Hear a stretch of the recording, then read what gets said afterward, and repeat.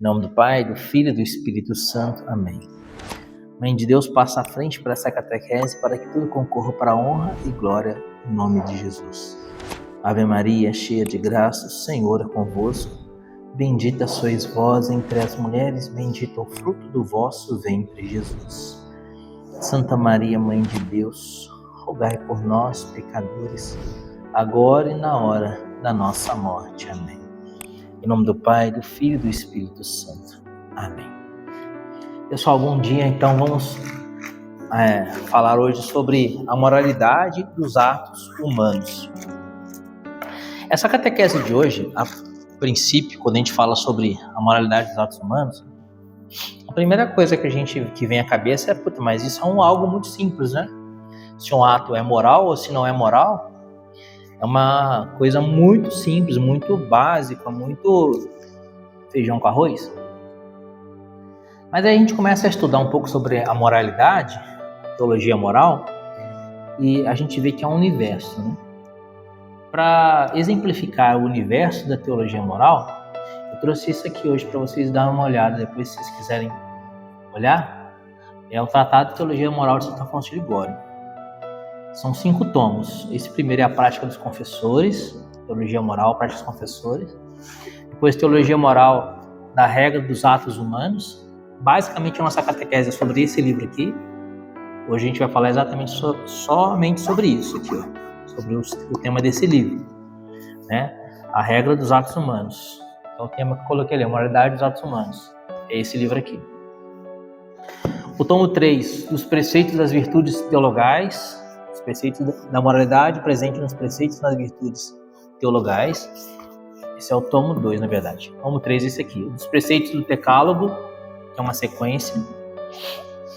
E o tomo 4, os preceitos da igreja, os preceitos particulares do método para discernir os pecados. Isso aqui também é importantíssimo, né? Método para discernir os pecados. A teologia moral para a gente fazer discernimento do que é pecado e do que não é. Então isso daqui, esses 5 livros aqui de Santo Afonso é o doutor da teologia moral, né? Ele é doutor da igreja por causa da teologia moral. Isso aqui faz a gente entender que, na verdade, a teologia moral é um mistério. E é enorme. Como vou dizer assim, dá pra gente fazer um ano de catequese falando só sobre teologia moral. O que a gente viveu e comentou e meditou na catequese até hoje, nos conduziu até aqui, até a teologia moral. Hoje a gente entra na parte do catecismo da igreja, olha São José, na parte do catecismo da igreja católica que fala sobre a teologia moral. Então estamos no meio do catecismo. Estamos no meio da nossa catequese, chegamos no meio do catecismo. Lembra que eu falei para vocês no início da catequese que a gente ia meditar sobre todo o catecismo da igreja católica? Chegamos agora nessa parte. Fala sobre a teologia moral. A gente vai meditar hoje sobre a moralidade dos atos humanos, é o artigo 4º do Catecismo da Igreja Católica, a partir do parágrafo 1749. A gente vai ler e meditar até o 1761, certo? E a gente vai ver aqui no Catecismo as 3 condições para que um ato seja moral. Coloquei já ali para vocês matarem a curiosidade, o objeto, o fim visado e as circunstâncias do ato. As palavras que vão ser a nossa direção é Mateus capítulo 5, versículo de 13 a 16 e Tiago capítulo 2, versículo de 14 a 18. Vamos começar então lendo o Evangelho de São Mateus capítulo 5, versículo 13. Jesus diz assim: Vós sois o sal da terra. Se o sal perde o sabor, com que lhe será restituído o sabor? Para nada mais serve senão para ser lançado fora e calcado pelos homens. Vós sois a luz do mundo. Não se pode esconder uma cidade situada sobre uma montanha, nem se acende uma luz para colocá-la debaixo do alqueire, mas sim para colocá-la sobre o candeeiro, a fim de que brilhe a todos os que estão em casa.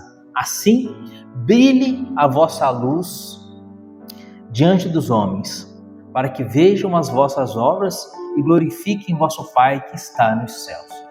Jesus aqui, ele apresenta primeiro um conceito, como eu vou dizer, um conceito filosófico do que deve ser o cristão. Sal da terra, luz do mundo. O sal é aquele que dá o sabor, que dá gosto.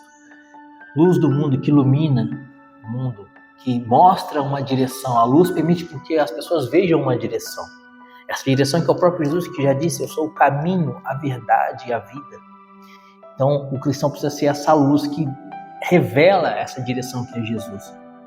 E no final, no versículo 16, ele dá uma ordem, um imperativo afirmativo. Se no primeiro ele apresenta um conceito do que é o cristão, no versículo 16 ele dá uma ordem. Ele fala: vocês são o sal da terra, vocês precisam dar gosto, sabor de Deus para essa terra. Vocês são a luz do mundo, vocês precisam iluminar esse mundo que jaz nas trevas do maligno.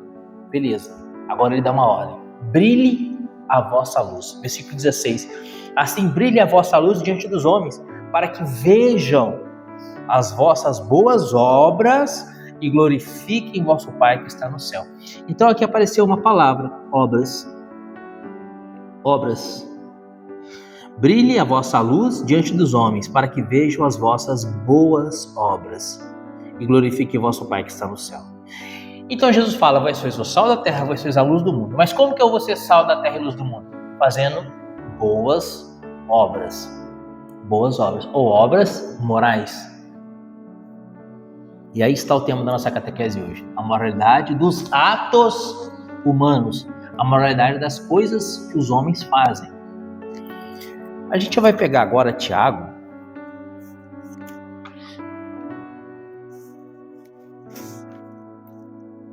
Tiago aqui. Tiago capítulo 2, versículos de 14 a 18. O que São Tiago vai dizer aqui no capítulo 2, versículos de 14 a 18? São Tiago vai dizer assim, lembrando da palavra de Jesus: brilhe as vossas obras, boas obras diante dos homens. Agora, Tiago capítulo 2, versículo 14, São Tiago vai dizer assim: de que aproveitará, irmãos, a dizer alguém dizer que tem fé, se não tiver obras? Lembra a palavra de Jesus? Brilhe as vossas boas obras diante dos homens. E agora São Tiago vai dizer: que adianta você falar que você tem fé se você não tem boas obras? Acaso a fé poderá salvá-lo? Se um irmão ou uma irmã faltarem roupas e o alimento cotidiano, e algum de vós lhe disser: ide em paz, aquecei-vos e fartai-vos, mas não lhe der o necessário para o corpo, de que lhe aproveitará? Você tem uma pessoa que está com frio e com fome, você vai lá, se aquece, se alimenta, come direitinho e põe um agasalho, hein? Mas você não dá comida pro cara e não dá um agasalho para ele? Mas eu aliviei minha consciência, né?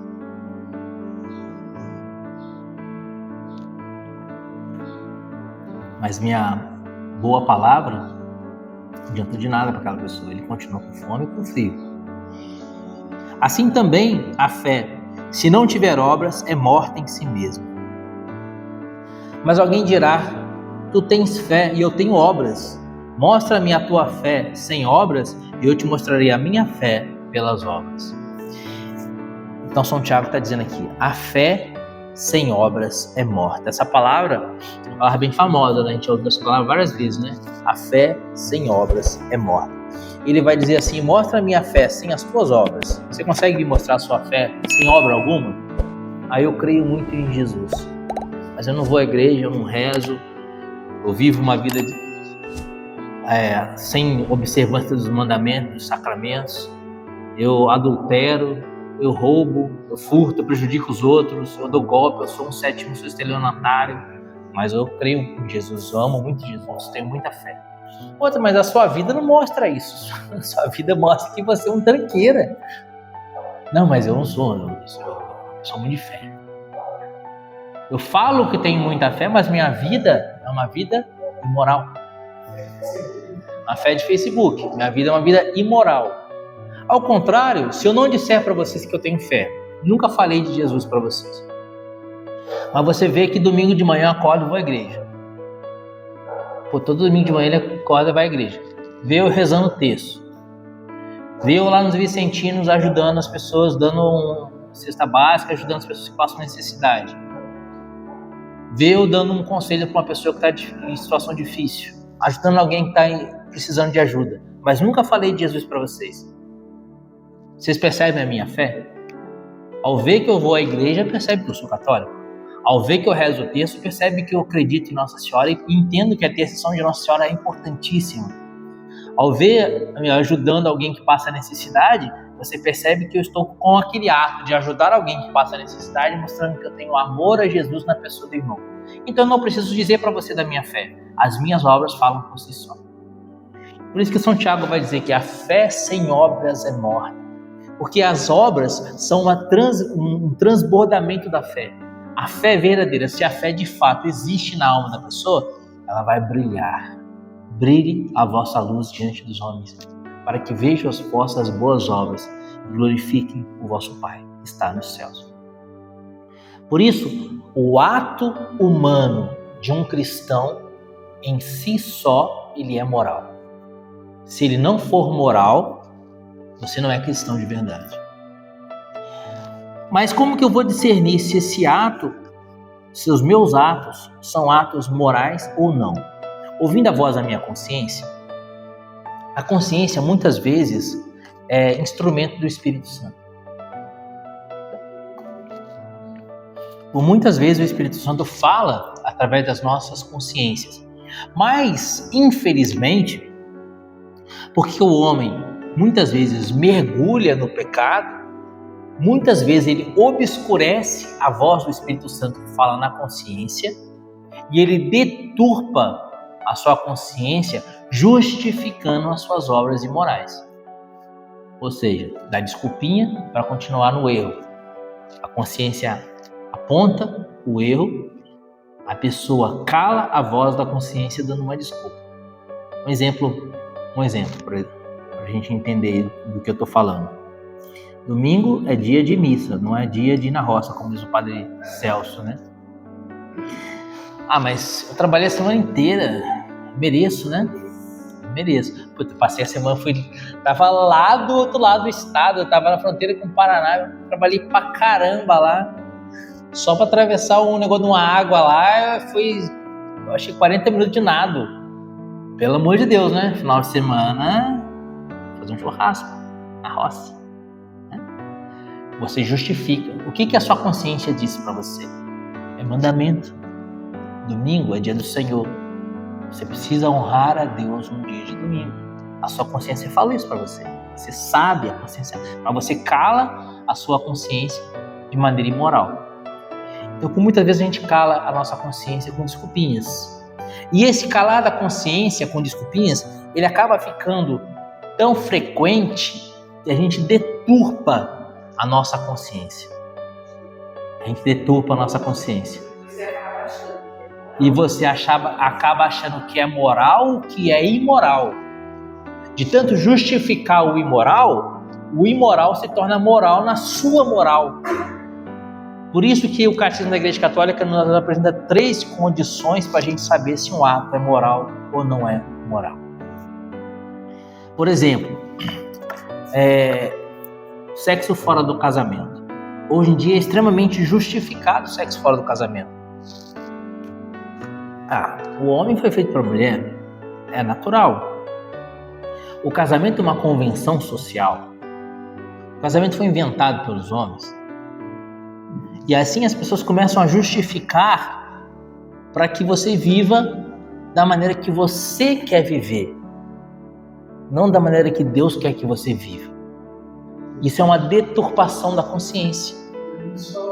E aí, para justificar tudo e apagar a consciência, ele fala uma frase que hoje em dia tem sido um hino das pessoas que querem viver esse, entre aspas, sexo fora do casamento. Ele fala assim: amigado com fé, casado é. E aí ele põe um ponto final na consciência dele e se justifica. Mas será que isso é um ato moral? Vamos olhar os 3 pontos, as 3 condições de moralidade que o Catecismo nos apresenta. O Catecismo da Igreja Católica, no parágrafo 1749, diz assim: a moralidade dos atos humanos. A liberdade faz do homem um sujeito moral. Quando age de forma deliberada, o homem é, por assim dizer, o pai dos seus atos. Os atos humanos, isto é, livremente escolhidos após um juízo da consciência, são qualificáveis moralmente, são bons ou são maus. O que o Catecismo está dizendo no parágrafo 1749? O homem, porque ele tem o livre-arbítrio, porque ele pode decidir livremente entre escolher comer uma maçã ou comer um chocolate, ele pode decidir. O que é bom? A maçã ou o chocolate? A maçã é bom, o chocolate é gostoso. O chocolate é muito mais gostoso que a maçã, mas a maçã é muito melhor que o chocolate. Vocês entenderam a diferença entre os atos morais e imorais? Às vezes o imoral é muito mais gostoso. O que é melhor você comer? Um prato de arroz, feijão, couve, abóbora ou um hamburgão do McDonald's? É que vocês são velhos.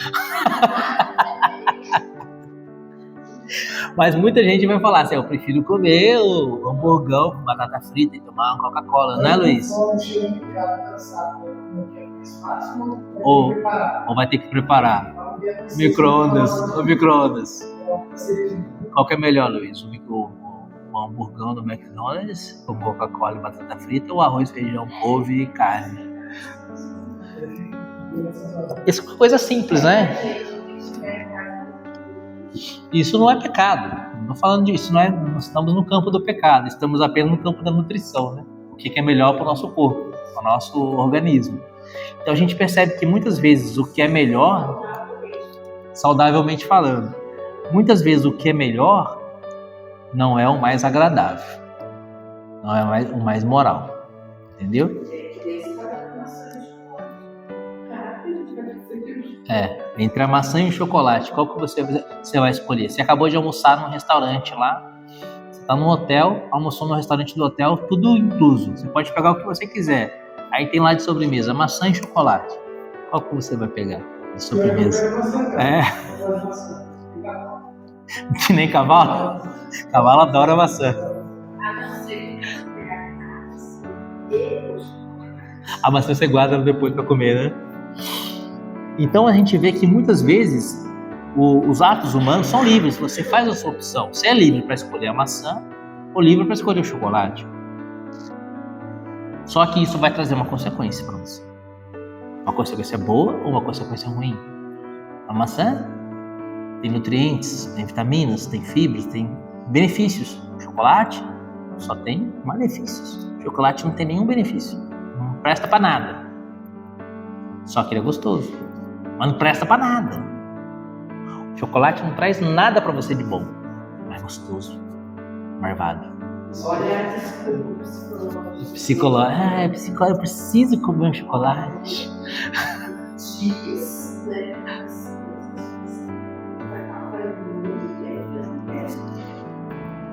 Duvido. Não, psicologicamente pode ser, né? Então, aqui está dizendo no parágrafo 1749 que você é livre para escolher. Só que aquilo que você escolher ou vai ser bom ou vai ser mal. Moral ou não, moral ou imoral. E por esse simples parágrafo 1749 a gente já consegue entender o que é moralidade. Moralidade é aquilo que é bom. Imoral é aquilo que é mal. Aquilo que é bom é moral. Aquilo que é mal é imoral. Só que muitas vezes a gente confunde o que é bom e o que é mal. Por exemplo, matar alguém é bom ou é mal? Primeiro ponto, matar alguém é mal. Depende da circunstância. Pode ser bom. Por exemplo, você é pai de família, não é? Você tem 3 filhos. Já nasceu pequena?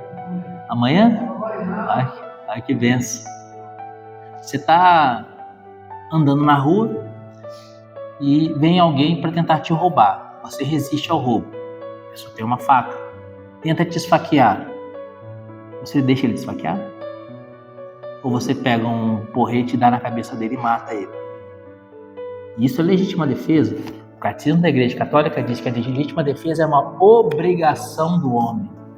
Você é obrigado a se defender de maneira legítima. Uma obrigação moral. Ele está tirando a sua vida primeiro. Se ele morrer, vai ter 3 crianças que vão depender dele. Você não deu causa à questão. Você estava andando na rua e foi vítima de roubo. Ele não deu causa à questão. É imoral, ou seja, é mal que ele morra e as crianças dependam, fiquem sem o pai que cuide delas. É imoral que ele morra. Mas é moral que para defender e salvar a sua vida, ele se defenda, nem que seja à custa da morte do injusto agressor. Vocês entenderam como que às vezes o que é bom e o que é mal não é tão claro assim pra gente? E às vezes aquilo que é bom a gente pode interpretar como sendo algo mal, e aquilo que é mal, às vezes a gente pode interpretar como sendo algo bom. Entendeu? Existem coisas que são imorais, ou seja, são más por si só, e a gente vai ver isso hoje. Mas existem coisas que às vezes nos confundem. Por isso a gente vai precisar desses 3 requisitos. Deixa eu avançar aqui que o tempo já está indo. Fontes da moralidade, parágrafo 1750, que é essas 3 condições. A moralidade dos atos humanos depende do objeto escolhido, do fim visado e das circunstâncias da ação. O objeto, parágrafo 1751. A intenção, as circunstâncias constituem as fontes ou os elementos constitutivos da moralidade dos atos humanos. Então vamos analisar esses 3 pontos aqui. O objeto, o que eu quero? Eu quero fazer um jejum. Jejum é bom ou ruim? Seja para o que for, é bom, né? Se for jejum para emagrecer, jejum intermitente é bom, vai cuidar da minha saúde.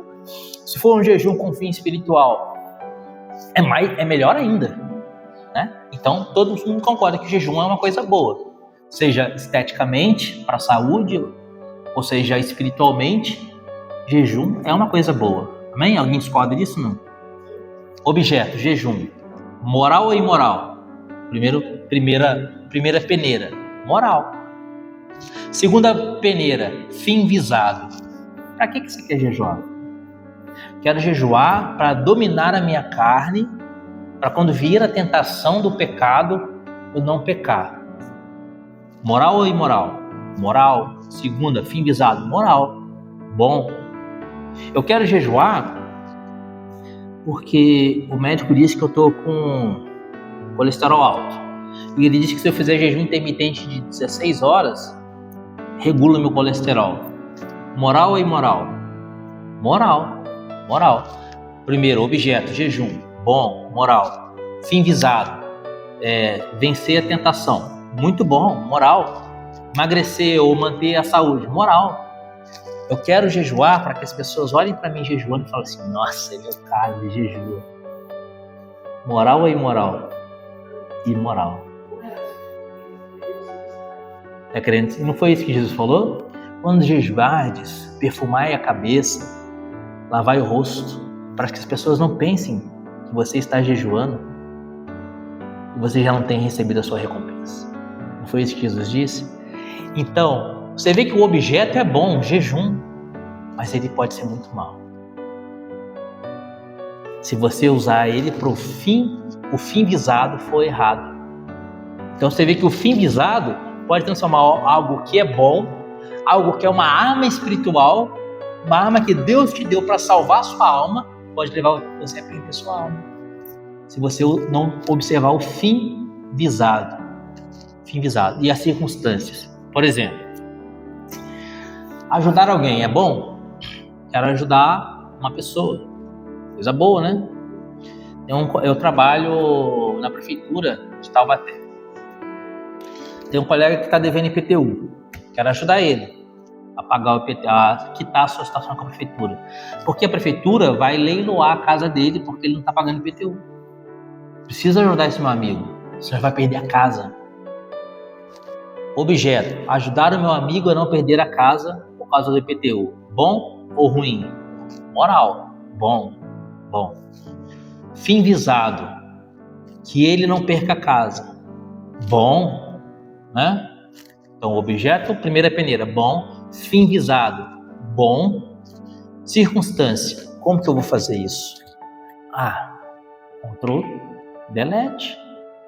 Vou pegar lá no sistema, eu trabalho na prefeitura, vou entrar no sistema, Vou chegar lá no débito dele, vou selecionar e vou apertar o delete. Apago. Ele não deve mais à prefeitura. Circunstância má, porque usou de fraude. Então não é moral. Não passou nas 3 peneiras. Passou na primeira peneira.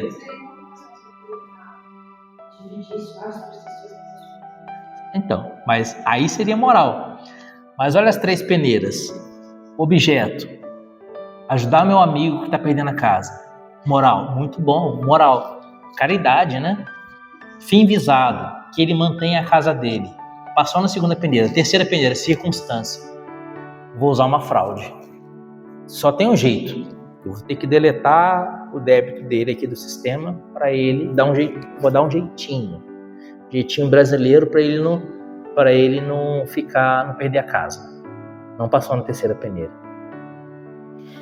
Então, gente, é preciso passar nessas 3 peneiras para que essas 3 condições sejam atingidas para que o objeto seja moral.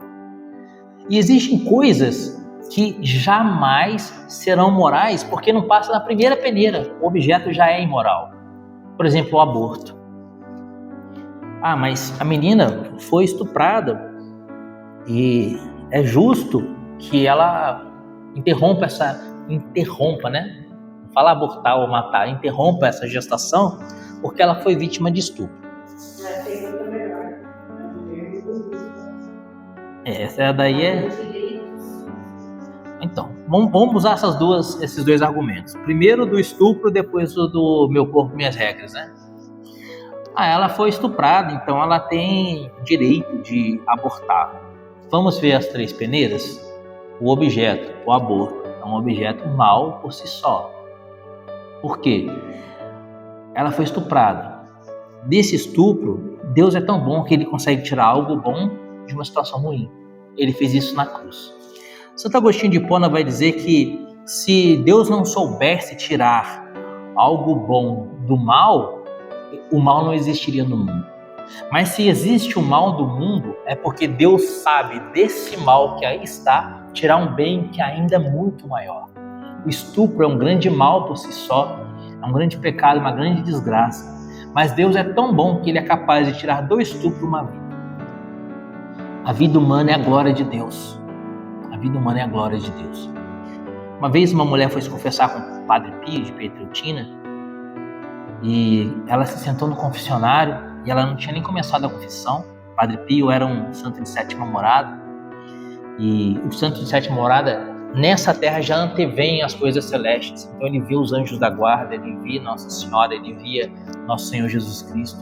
Ele conversava com os anjos da guarda das pessoas. Ele estava aqui conversando com você, ele via seu anjo da guarda. E falava com o seu anjo da guarda. E a mulher foi se confessar com o Padre Pio. O Padre Pio falou para ela assim, antes dela começar a confessar, ele já falou para ela: você abortou aquele que seria o Papa da igreja. E a mulher não havia confessado que ela cometeu aborto, que ela havia cometido um aborto. Mas o Padre Pio diz para ela: você abortou aquele que seria Papa na igreja. Depois, não sei se vocês conhecem o canal Regina Fidei. Nesse canal Regina Fidei tem os detalhes dessa história. Você põe lá no YouTube Regina Fidei, o aborto do futuro Papa, e aí você vai ver os detalhes da história, da biografia da mulher, mais detalhes dessa história. Então, Deus pode tudo. Às vezes é fruto de um aborto, mas Deus pode tirar desse fruto do aborto um homem que vai ser um grande santo, vai fazer um grande bem para a sociedade, um grande médico, um grande cientista, um Papa. Deus pode tudo. Ele é Deus. Basta confiar nele. O aborto em si é mal, mas Deus sabe tirar do mal algo muito bom. Foi o que ele fez na cruz. O que foi a cruz? O pior pecado da história da humanidade. Crucificamos e matamos o próprio Deus. Mas Deus soube tirar daí a redenção do mundo. Deus soube tirar daí a redenção do mundo. Então, o objeto é mal por si só. O aborto é mal por si só. Meu corpo, minhas regras. O corpo é meu, faço com o meu corpo o que eu quiser. Sim, mas o corpo da criança não é seu corpo. Não, e daí tem a pergunta: se o corpo de uma criança é dela, ela gostaria de... Então. O corpo não é seu, o corpo é da criança, não é mais o seu corpo. Seu corpo, suas regras. Tá bom, depois que ela nascer, você corta fora o braço, arranca seu pé, corta sua orelha, arranca seu nariz, seu corpo, suas regras. Mas quando a criança crescer, deixa ela fazer as regras do corpo dela também. Então, assim, o aborto por si só, ele é mau pela sua própria natureza. É um objeto que nunca vai ser bom. O adultério é um objeto mau por si só, nunca vai ser bom. Então ele já não passa na primeira peneira. Não tem como você observar o fim visado pelo adultério, as circunstâncias do adultério. Não tem como. Não tem, é impossível. Mas o cara ele teve um acidente e perdeu a memória. E aí ele adulterou, mas ele acreditou que aquela era a esposa dele, porque a mulher disse que era a esposa dele e o convenceu disso. Então as circunstâncias não são imorais, porque ele acreditou mesmo que aquela era a esposa dele. Então não foi adultério. Entendeu? Então não foi adultério. Não passou pelo objeto. Você entendeu?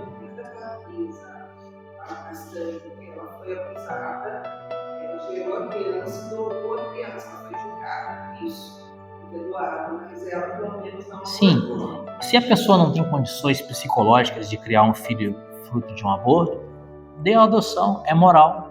Dê a adoção, não tem problema nenhum. Eu não consigo. E você passar. Não tem condições psicológicas de cuidar da criança, doa a criança. Sim, com certeza. A adoção às vezes a pessoa não pode ter filhos e ela sonha em adotar uma criança e não consegue, às vezes, por circunstâncias, adotar uma criança. Ainda mais criança recém-nascida, né? Criança recém-nascida, quem quer adotar já rapidamente já vai adotar a criança. Então, é porque as pessoas queriam que ela abortasse, né? Porque o mundo é mau, né? Então, é porque o mundo é mau, né? Porque talvez essa atitude dela de ter tido filho e ter dado a adoção pode ser um norte para uma mulher que no futuro seja vítima de aborto, de estupro, e perceba, no exemplo dessa mulher, puxa, eu posso gerar essa criança e doá-la para adoção. E as pessoas não querem isso, as pessoas querem o aborto. As pessoas querem o mal, querem o aborto. Então, gente, essas são as 3 peneiras de todo o ato moral. Quando você estiver diante de uma decisão, vou tomar uma decisão. Eu vou colocar meu filho de castigo. 3 semanas no banheiro. Será que isso é um ato moral?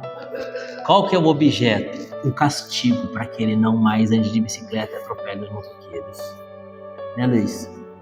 Esse é o objeto. Fim visado, a educação da criança. Circunstância. Qual que é a circunstância?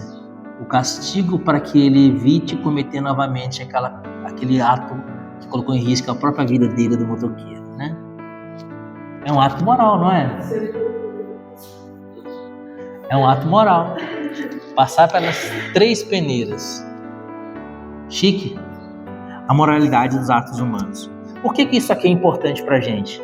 Porque isso aqui envolve a nossa salvação eterna. Um ato imoral é um pecado. O pecado leva para o inferno. Romanos 6:23, o salário do pecado é a morte. Qual que é o objetivo da gente estudar a moralidade dos atos humanos? A gente não ir para o inferno, a gente ir para o céu. Simplesmente assim. Se a gente comete atos imorais e vive nessa imoralidade, às vezes a gente pensa assim, quando a gente ouve a expressão imoralidade, sempre tem uma conotação sexual, né? Imoralidade, a pessoa anda com uma roupa curta, anda com roupa indecente, fala palavrão, sempre tem uma conotação sexual. Mas não exatamente, somente e exclusivamente isso. Claro que isso também é uma imoralidade porque é mal, né? Mas não se resume a isso. A imoralidade é tudo aquilo que é contrário ao bem. A moralidade é tudo aquilo que é contrário, que é bom. A moralidade é o que é bom, a imoralidade é o que é mal.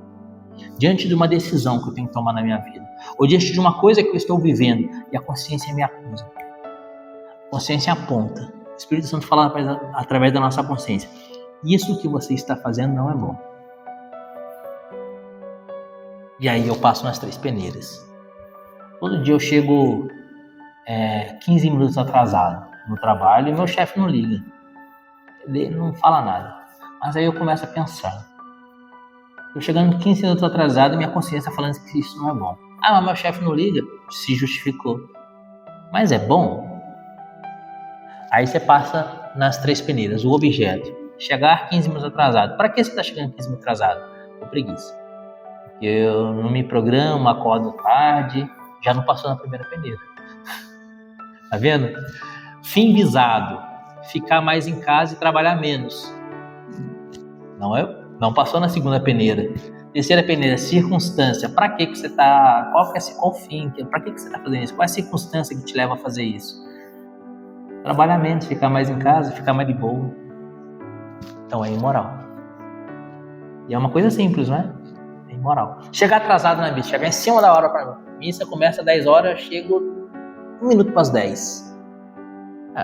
O mandamento é ouvir missa inteira, domingos e festas.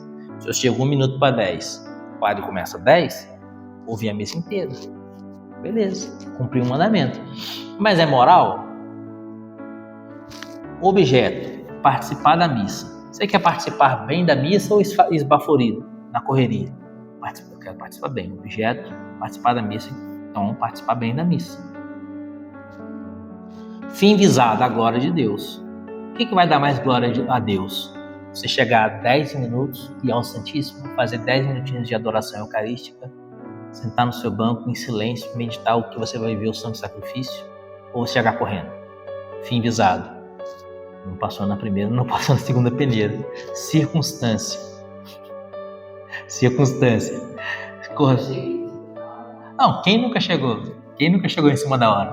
Por isso que eu tô falando isso. Por isso que eu tô falando, coisas que nós vivemos. Coisas que nós vivemos. Você vê que não passou nas 3 peneiras.